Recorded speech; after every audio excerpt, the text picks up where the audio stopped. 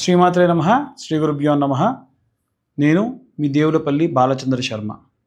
మనకు నవంబర్ 16వ తారీఖు 18వ తారీఖు నుండి ప్రారంభమై మాలవ్య యోగం అనేటువంటిది జరుగుతుంది. అంటే శుక్రుడు స్వక్షేత్రంలో సంచరించడం.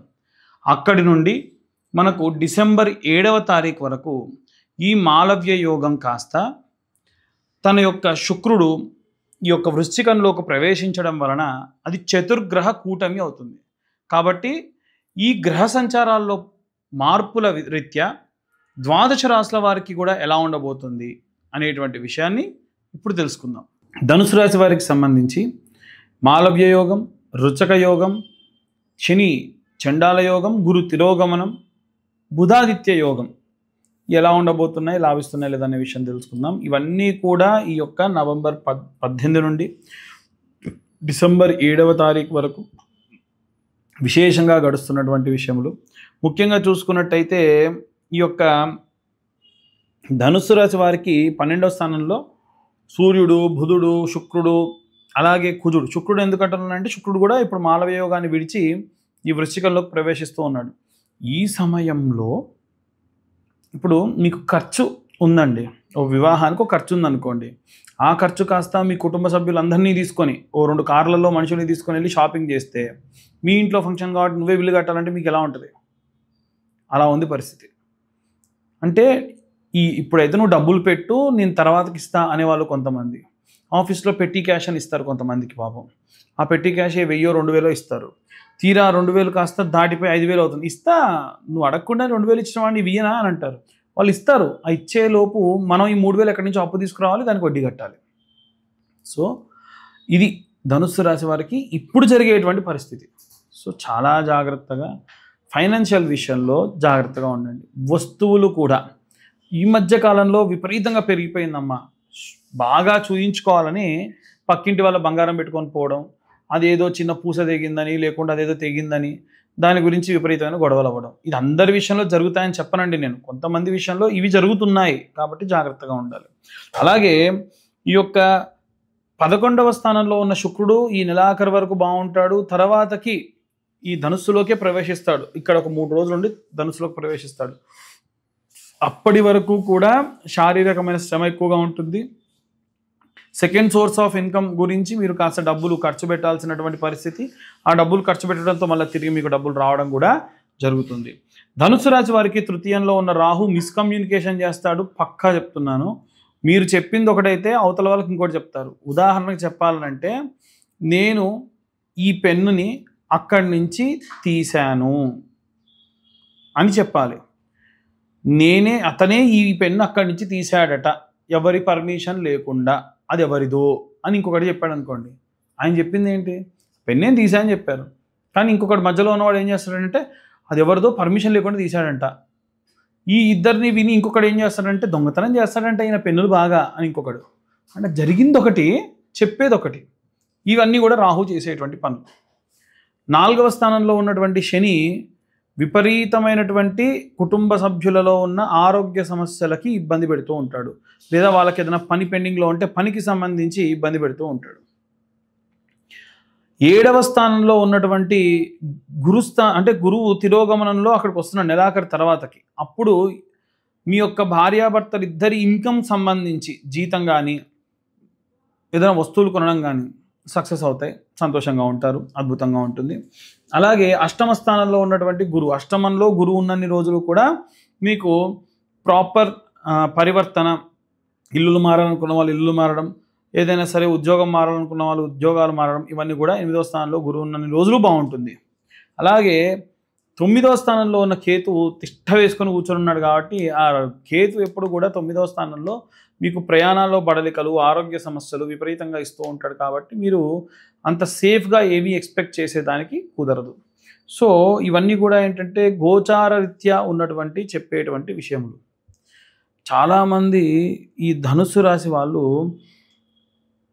అతి వినయానికి వెళ్ళి, అంటే కొంతమంది ఏంటంటే ఉన్న విషయం ఉన్నట్టు చెప్పాలి, నిజమే చెప్పాలి అని కూడా ఇబ్బంది పడే వాళ్ళు ఉన్నారు పాపం. రీసెంట్గా జరిగిన ఒక సంఘటన ఏంటంటే, ఆఫీస్లో ఏదో ఒక వ్యక్తి పెన్ డ్రైవ్ తీసుకొని వచ్చాడంట. పెన్ డ్రైవ్ పెట్టడం వల్ల మాల్వేర్స్ అనేవి వస్తాయని చెప్పేసి వద్దన్నారు. సో ఆ పెన్ డ్రైవ్ ఎవరు తీసుకొచ్చారు అని అంటే వీళ్ళ బాసో వీళ్ళ టీం లీడర్ తెచ్చారంట. ఆ విషయం ఇతనికి తెలిసి, సార్ నాకు తెలుసు సార్, కానీ నేను చెప్తే గొడవ అవుద్ది సార్. అసలు తెలుసన్న విషయం ఎందుకు చెప్పాలి? ఇతను చెప్పాడు, ఎవరు తీసుకొచ్చారు చెప్పు అంటే పలానా వ్యక్తి. అతన్ని తీసేశారు. మిగిలిన వాళ్ళందరూ, ఆయనకు సపోర్ట్ చేసే వాళ్ళందరూ కూడా ఇప్పుడు ఈ అబ్బాయిని టార్గెట్ చేశారు. ఇక్కడ తప్పెవరిది? అతి మంచికి చెప్పకూడని విషయాలు చెప్పడం. అంటే ఈయన ఉద్దేశం ఏంటంటే కంపెనీ మొత్తం ఇబ్బంది పడుతుందండి అలా మాల్వేర్స్ ఎంటర్ అవ్వడం వల్ల, అందుకని అందరు మంచి కోరి చెప్పాను ఈ అబ్బాయి అంటాడు. అతి నిజాయితీ కదా. కలియుగంలో మంచోళ్ళకి ఎప్పుడు కూడా ఇబ్బందులేగా, అందుకని అలా ఇబ్బందులు పడుతున్నాడు ఇప్పుడు. సో ఈ ధనుసు రాశిలో ఈ రకమైన ఇబ్బందులు పడే వాళ్ళు ఉంటారు. సో చెప్పొద్దు అని నేను చెప్పను, మీరు పరిస్థితి ఆలోచించుకొని చెప్పండి, దాన్ని బట్టి సరిపోతుంది. సో ఇవన్నీ కూడా ఏంటంటే గోచార రీత్యా చెప్పే విషయంలో మాత్రమే. సంఘటనలు జరిగేవి కానీ, నా దగ్గరకు వచ్చే కేసులు కానీ ఇట్లా వస్తుంటాయి కాబట్టి వాటి గురించి నేను షేర్ చేసుకుంటూ ఇలా జరుగుతుందని చెప్తున్నా, జాగ్రత్తగా ఉండండి. ఇక అందరూ కూడా పూర్తి జాతకం తెలుసుకోవాలనుకుంటే ఈ గోచారంలో ఉన్నట్టుగా జరగవు అందరికీ.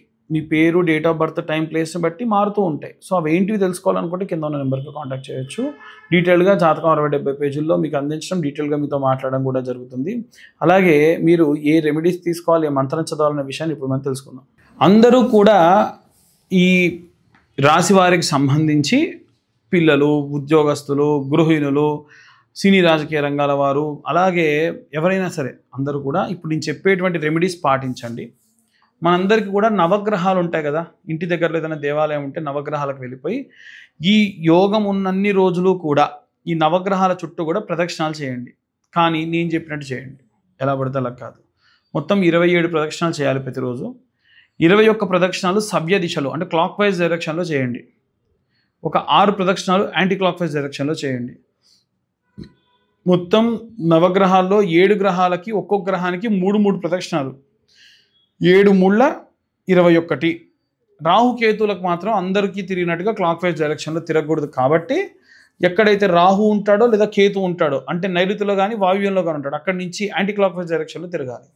ఇలా తిరుగుతూ మొదటి రోజు అంటే ఒక ఆదివారం ప్రారంభించారనుకోండి, ఆదివారం నాడు ప్రారంభించండి వీలైతే ఈ ప్రదక్షిణలు, లేదా సోమవారం, లేదా మనకు ఏ రోజు ప్రారంభిస్తే ఆ రోజు.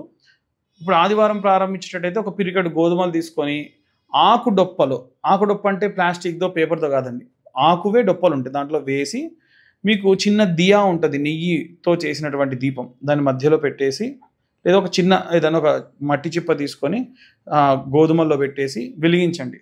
వెలిగించి సూర్యాయ నమ లేదా ఆదిత్యాయ చ సోమాయ మంగళాయ బుధాయ చ గురు శుక్ర శనిభ్యశ్చ రాహవే కేతవే నమః అనుకుంటూ ప్రదక్షిణలు చేయండి. ప్రదక్షిణలు చేసేటప్పుడు ఫోన్లు వాడొద్దు, వాళ్ళని వీళ్ళని చూడొద్దు, ముచ్చట్లు పెట్టొద్దు. మీకు గ్రహ దోషాలు పోవాలి అని చెప్పి మాత్రమే చేయండి. ఇంకా నైవేద్యాన్ని పెట్టదలుచుకుంటే ఈ మధ్యకాలంలో బెల్లం బిల్లలు దొరుకుతున్నాయి, అవి తెచ్చిపెట్టుకోండి, గోధుమల పక్కనే పెట్టండి. తర్వాతకి సోమవారం నాడు స్టార్ట్ చేస్తే పిరికెడు బియ్యము, దాంట్లో 2 వడ్ల గింజలు వేస్తే చాలు. సేమ్ అంతే, దీపం పెట్టండి, ఆ యొక్క బెల్లం ముక్క పెట్టండి, మళ్ళీ ఆదిత్యాయ సోమాయ మంగళాయ బుధాయ చ అనుకుంటూ ప్రదక్షిణ చేయడం ప్రారంభించండి. అందులో ప్రదక్షిణాలు 21 క్లాక్, యాంటీ క్లాక్ వైజ్ 6, మొత్తం 27 ప్రదక్షిణాలు. అలా మంగళవారం నాడు వచ్చేసరికి కందిపప్పుల్లో 2 కందులు వేయండి, సరిపోతాయి. కంది గింజలు దొరుకుతాయి, లేదా ఉత్త కందిపప్పు పెట్టినా సరిపోతుంది. దాంట్లో దీపం, ఒక మట్టి చిప్పలో దీపం పెట్టేసి, ఖచ్చితంగా దీపానికి పసుపు కుంకుమ పెట్టాలండి. ఇంకోటి, మీరు నవగ్రహాల గుడికి ఎప్పుడు తీసుకెళ్ళినా ఆ పదార్థాలు అక్కడితో అయిపోవాలి తప్ప కొన్ని తీసుకెళ్తా, కొన్ని ఇంటికి తీసుకెళ్తా, కుదరదు. మీరు దీపం పెట్టాలనుకుంటే నూనె దీపం పెట్టండి, నెయ్యి దీపం పెట్టండి, కానీ అంత క్వాంటిటీ తీసుకెళ్ళండి, అంతే క్లోజ్ చేసుకొని తీసుకెళ్ళండి తప్ప మిగిల్చుకొని అక్కడెక్కడో దాచుకోవడమో తిరిగి తీసుకోవడం చేయకూడదు.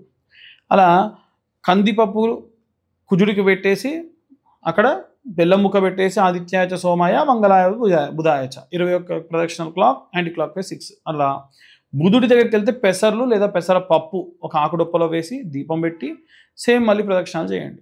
తర్వాతకి గురుగ్రహం శనగలు లేదా శనగపప్పు ఆకుడొప్పలో వేయండి, దీపం పెట్టండి, ప్రదక్షిణాలు చేయండి.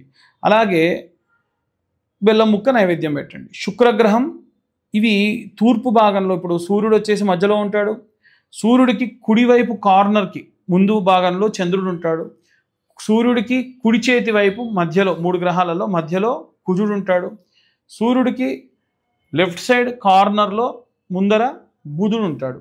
అదే సూర్యుడికి ఎడమవైపు 3 గ్రహాలలో మధ్యలో ఉండే గ్రహం బృహస్పతి గ్రహం. ఆయనకి శనగపప్పు పిరికెడు ఆకుడొప్పలో వేసి దీపం వెలిగించి బెల్లం ముక్క పెట్టి ఆదిత్యాయ సోమాయ మంగళాయ బుధాయ అన్న ప్రదక్షిణ చేస్తూ ప్రార్థన చేయండి.